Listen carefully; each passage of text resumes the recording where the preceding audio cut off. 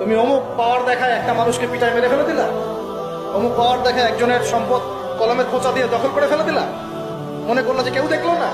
খালি নিঃশ্বাসটা বন্ধ হোক, কবরে যাও, আল্লাহ দেখাবে তোমাকে।